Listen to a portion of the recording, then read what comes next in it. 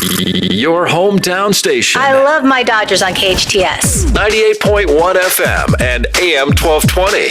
10:05 here on KHTS. Aaron Del Torre live in the studio, and I am joined by Michael Brown. And when Michael Brown is in studio, we're either talking superheroes or politics, and there's really no in between. No, not at all. So, Michael, you have a guest in studio with us today. Who is in studio with us? That's right. We have a very special guest for you today. Some of you may know him, some of you may not. We have Mike Garcia, one of the Republican candidates running for the 25th Congressional District here in California. Mike, how you doing? I'm doing great, Michael. Thanks for having me. Great day to be an American. We got two Mikes here. It's going to be fun. So, Mike, for people who may not know you, where are you from? I'm actually from this area. I've been living in Saugus since 1983 as a 6 or 7 year old. My parents have lived here. My stepfather was a LAPD officer. My mom was an accountant. My father immigrated here in the late 50s, legally, I should say. So I was raised in this valley in Santa Clarita. Spent a lot of time in the Antelope Valley going to Edwards Air Force Base and the events up there, and Simi Valley, a lot of time out there as well. My wife and I, interestingly enough, were married in Simi Valley. So, oh, nice. So this district is our hometown, and this is all in our blood. So. Love it. So is that kind of maybe the reason you're running for this spot? So what inspired you to hop into the race? Yeah, so when I left here, Santa Clarita in 1994, I ended up joining the Navy. I went to the Naval Academy, served my country for almost 20 years as an F-18 pilot, flying off of aircraft carriers to include combat operations. Moved back here in 2009. The place had changed dramatically for the better. Our little town had become a full-fledged city in a utopia. So seeing that transformation happen, and then also seeing in contrast the transformation at the state level, watching our state, financially start having challenges and going into debt, and realizing that for myself at the national level, this is a continuation of my natural desire to serve my country. Running for Congress, I just don't want what's happened to my state to happen to my nation in this beautiful country. And as good as we have it in the 25th districts, we do have areas that are struggling, and we're seeing a change in the fabric of our state. And I think at the national level, it's becoming very evident, especially on the House side of Congress, that we're starting to see a shift to the far left in demographics and also paradigms. That is going to be dangerous to our 25th district, and the incumbent right now in this district is part of that problem. So that's what drove me to run. I've got a great job, great family, great stable life, but I also have a patriotic requirement, and it's compelling me to run. And so how is that running going? How's the campaign trail treating you? Very well. We're doing great. It's got its ups and downs. Some days you're the hammer, some days you're the nail, which is true for anything in life. But we had a great Q2. We announced and launched back on April 6th, so this is still our first quarter. Or I'm sorry, it's our second quarter now, but we just released the results from our first quarter. We raised just over $250,000, reported $252,000 for the first quarter, which led the pack on the Republican side of the House. I did contribute to the campaign myself because, from where I come from, it's hard to ask people to do something if you yourself aren't willing to do it as well, right? So I wanted to make sure that my supporters and my donors and those endorsing me knew that I had skin in the game, and I'm invested in this campaign, not just emotionally and mentally, but also financially now. So it's going very well. I think the thing I'm proud of most is that we've got hundreds of donors that are less than $200, which is a good telltale for a grassroots campaign. And we've got over 40 volunteers now. So doing the 4th of July parade here, and then also being able to do the event in Simi Valley, and also the 4th of July event in the Antelope Valley was because of the great volunteers that we have. And that's truly been the biggest honor, is seeing the number of volunteers, and that number is growing daily. So we're doing well, to answer your question. We're maintaining that pace into this next quarter. Nice. Now let's kind of do an overview, and then we'll go into specific issues right after. Okay. If you get elected, what are going to kind of be your key issues and your priorities? Yeah. So for me, let's start at I'll call it the 50,000 foot look, right? I'm a pilot, so I use aviation metaphors. At the high level, everything that I believe in, everything that I take action on, and everything that I fundamentally, all of my behavioral patterns are driven by three things: the Constitution, capitalism, and competition. And from there, on any given issue, you can pretty much anchor your opinions about that issue to one of those three things, maybe two or three of those things, those elements.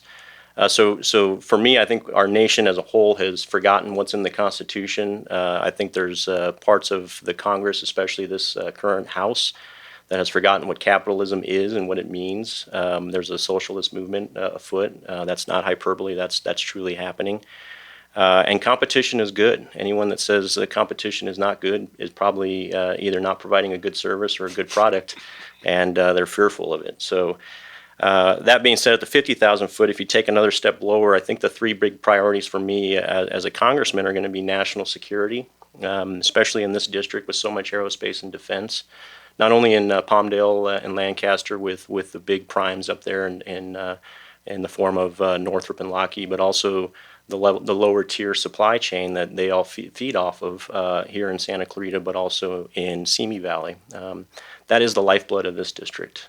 Getting the funds for them above and beyond what's necessarily requested in some cases, while still doing the right thing for the nation and recapitalizing our forces.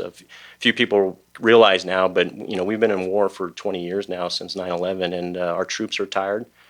Our equipment is beat up, and the readiness is pretty low. It's an all-time low right now. So we need to invest in our military above and beyond what this current Congress is even doing.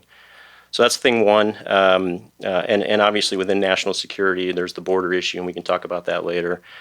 Thing two is the tax cuts. The 2017 tax cuts were overall a good thing for this district. People debate about how much they saved or whether or not their refund was bigger or less, but there's empirical data that shows that in this district especially, we did benefit from the tax cuts. Now, there were parts of it that were not beneficial to Californians and New Yorkers in particular. The state and local tax deduction limits of $10,000 was meant to target Californians and New Yorkers, right? And we felt that. And I felt it personally, and we were capped at that as a family. So that's something that needs to be negotiated. I think in those 2017 tax cuts are not permanent. They're coming up for a vote here in the next few years. So the Congress that's going to be in place there will determine what that looks like. And I don't think a Democrat Congress will be able to negotiate a better deal for Californians. And I don't think representatives, if they're Democrats for California, are going to be able to negotiate a better deal under this administration. So I think for us as the 25th District, Santa Clarita, Antelope Valley, and Simi Valley, to be able to get someone who's going to represent them and ideally make permanent the tax cuts, but also tailor the tax cuts so that we're not getting punished just for being Californians. That's the key. And then healthcare. Everyone complains about it. No one brings solutions. It's a tough nut to crack, and it's a multifaceted problem. So there's no single person that's going to say, "Hey, I've got a healthcare solution for you." But again, if you go back to the three big C's that I was talking about, Constitution, capitalism, and competition. There's a lot of capitalists out there who would be willing to provide more service, and competition is good. You see more competition in the car insurance business. You see more competition in banks and any other financial institutions out there than we do in healthcare. And, we need to be able to open up the market spaces. We need people to be able to have multiple options. My premiums doubled in the last 3 years. My deductibles doubled.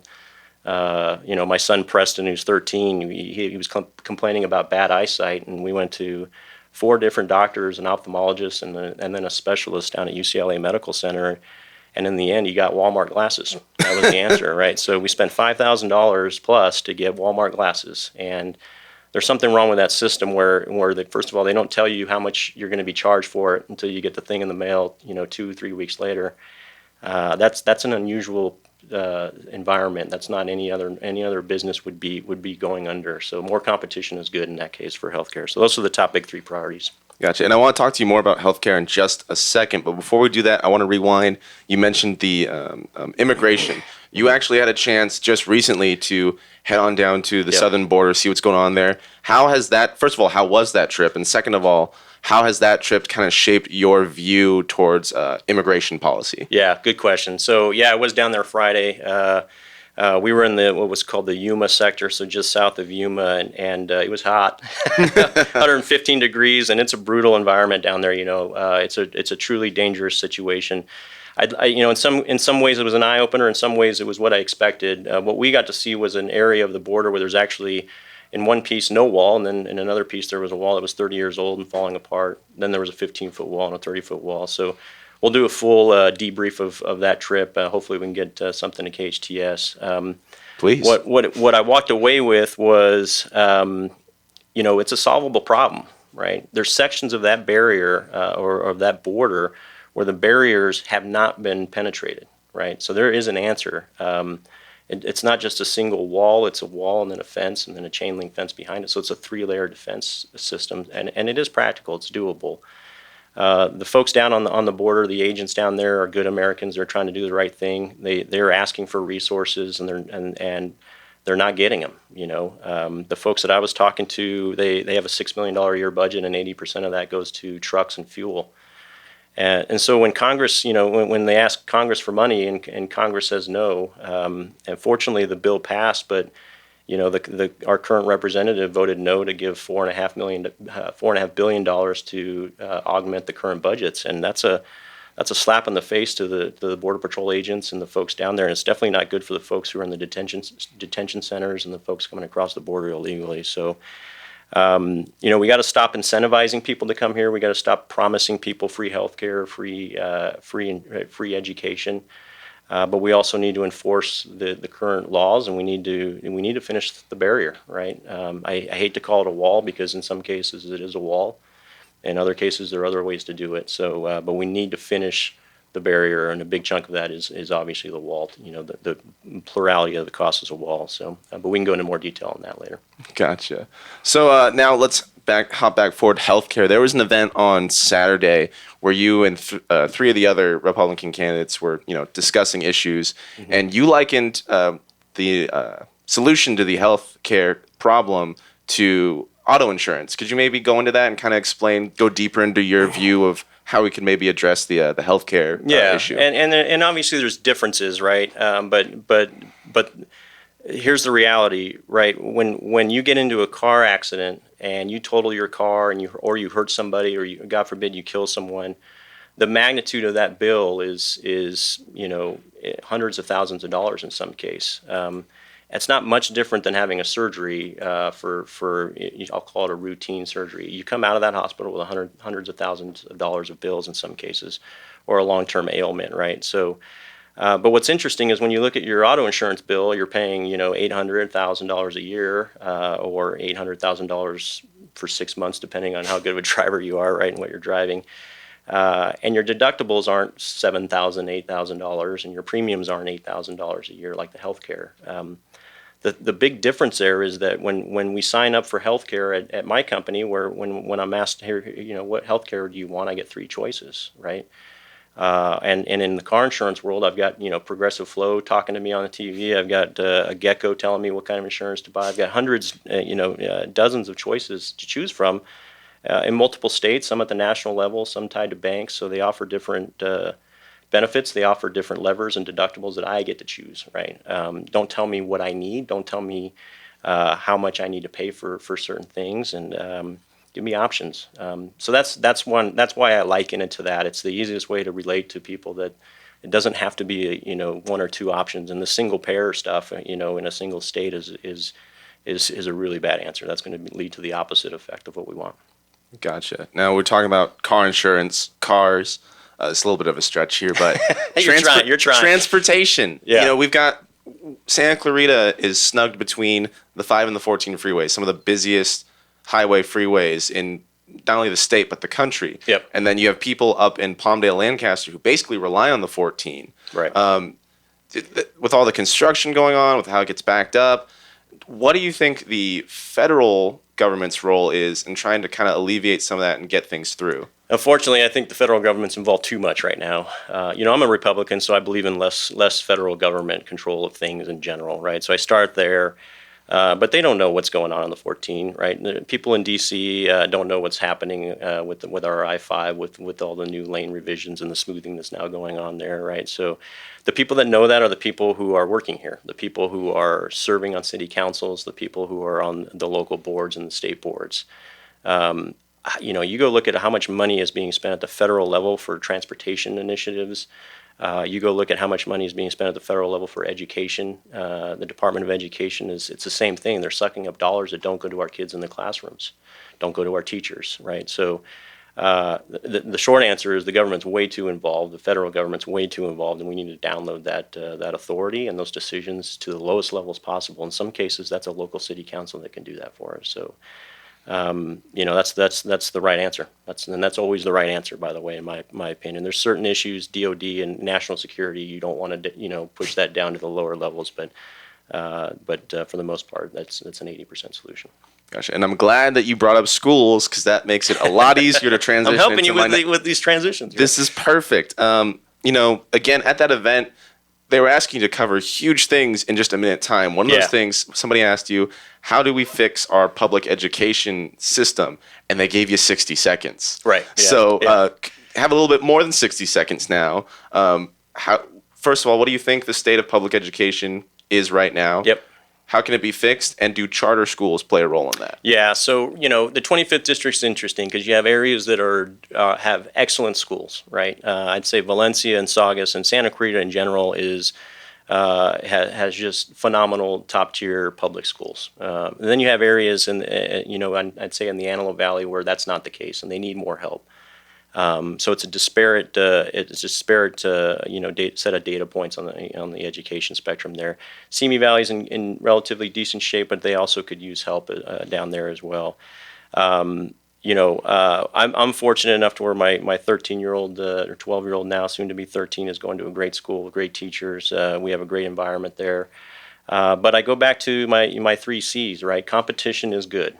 If your student or your child has some sort of special needs, or is just not getting traction in the public school system because of the syllabus or because of the topics or the teacher, you should have the option to look at other courses of action, and you should be able to go shop around and see if there's another school that's tailored for your kids' needs. And they're not bad things, right? And competition breeds success, and it helps everyone evolve to a higher level, to include the public schools. Now we can't let that be a blank check and just have no oversight, right? There's really bad examples of charter schools out there, and for the most part, because of capitalism and competition, they end up getting shuttered down. The unfortunate part is our kids have to go through that before it's shuttered down. So we need to be proactive in how we monitor them. It can't be wide open, Old West rules. But there's schools like Learn for Life out there that are phenomenal, and they have a proven track record of success. And you can't get rid of them. You can debate, how much oversight. You can debate where the dollars go specifically, or the cost per student, to make it more of a fair playing field from a budgeting perspective. But to just rally against charter schools for no other reason than to protect the public schools is very short-sighted. Gotcha. Now, I'm glad that you mentioned competition. You're really helping me with these transitions, by the way. It's perfect. This is like a bread and butter question. Everybody, as far back as I can remember, is asked in the campaign trail. Small businesses. Yeah. Obviously, competition, capitalism, small businesses want to do well in that sort of environment. That's right. What do you think you could do, or just the federal government in general could do, to be helping small businesses in our district thrive in a capitalist society? Get out of our way, right? Stop telling me I need to report this, I need to report that, and then I need you to go do the same report for this agency over here. The 2017 tax cuts gave a healthy 20% deduction to, I think, the first $315,000 of income to small businesses. That needs to be continued. That was a big deal for small businesses. Don't tell me at what level do I need to give health care to my employees, because what happens is these small businesses figure out where those lines are, where I need to start complying with certain regulations, and they come up just short of that, and they operate differently. Okay, so the small business owners are smart, they evolve, and that's where capitalism basically ends up basically getting around some of these government regulations. So we'll always find a way. Small business owners will always find out. They're like, life in Jurassic Park. They will always be successful. This little area, Newhall, is a great example of when you just let people invest and you let them do what they need to do, the area will thrive. Interestingly enough, Katie Hill, our current representative, has a 0.0% rating from NFIB, which is the National Small Business Bureau, right? So they're a special advocacy group that looks at protecting small businesses and deregulating, helping them with healthcare reform for small businesses. And she has a 0.0% rating with them right now. So I think that's a huge harbinger of things to come for small businesses in this district. Gotcha. Well, I'd like to thank you for taking the time to come and talk to us. Before I let you go, though, we have a field right now of 4 Republican candidates in the district. Obviously not as big as the Democratic field nationally, but still a pretty large field. What sets you apart from everyone else? That's a good question. So, for me, it's four big things. One, leadership matters, and I think this is what our district is looking for, is leadership. I've served my country in the Navy, flying F-18s in combat operations, but I've also been working for a large corporation, leading large portfolios to billions of dollars a year, hundreds of jobs a year that I'm responsible for. And then I'm a small business owner myself with real estate investments that I do. So I've got a history of leadership and past performance. Experience matters. That feeds into all of those things I just talked about. And the third thing, which I think is very important, is the why you're running piece, right? I'm not a politician. I am the fresh face of the 4 candidates. I'm not on a city council. I'm a businessman, I'm a father, I'm a local, and I'm just trying to do the right thing for my nation. I'm not doing this because it's the next logical step in a political career. I keep using the saying that if Armageddon's on, one ought to be there to fight. And then I'm hearing my nation call for help, and this is why I'm looking to run. So the why you're running is a big deal. And then what you believe in matters, right? The 3 C's we've already talked about. I believe in this country. It makes me sick to hear people say that our nation is in bad condition right now. We are not in bad shape right now. We have the potential to lose some of the benefits that we have as Americans and some of the liberties that we have, which is why guys like me are stepping up now. But we're overall, when you look at the arc of our nation's history, we're probably the best place we've ever been. 4 years ago, there was Americans getting their heads cut off overseas on TV. We're not seeing that anymore, right? So the key is to make sure that we're reinforcing our investments now, teaching our kids the value of history and civics, so that we can continue to thrive. And that's being threatened right now. And again, I don't want my nation to turn into what my state's become. And that's what sets me apart. Awesome. Well, Mike, thank you so much for joining me here on KHTS. My pleasure, Michael. For everybody listening, head on over to hometownstation.com for all the latest happenings here in the Santa Clarita Valley. Sorry, Aaron, I had to get that plug. Thank you, Michael. Thank you, Mike. Go to electmikegarcia.com for campaign updates and for all things Mike Garcia. Mike Garcia running for U.S. Congress in California's 25th Congressional District. Thanks so much for coming down, and best of luck in the race. My pleasure. Thank you for having me.